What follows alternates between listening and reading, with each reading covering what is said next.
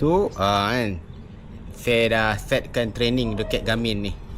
Okay, hari ni benchmark run. Okay, so kita tengok dekat apps kita. Ni benchmark run kan.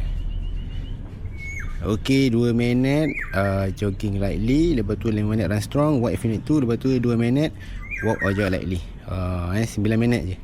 Tapi kita lari 5 kilo kot. Okay, jom rest.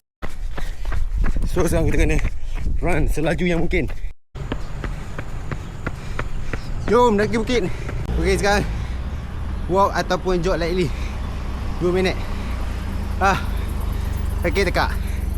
Let's go. Kilometer 2 pace 6.06. Kilometer 1 kita tak ada pace sebab training tadi.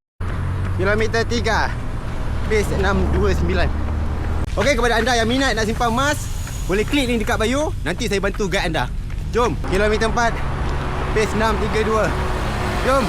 Kilometer 5 pace 6.39. Alhamdulillah 5.46 kilometer. Tak tahan, panas weh, nak muntah-muntah. Tekak batuk lagi. So 5.46 kilo. So education score 100% untuk training tadi. Pada anda yang belum start lari bulan 12, jom. Kalau nak friend dekat Garmin, komen dekat bawah.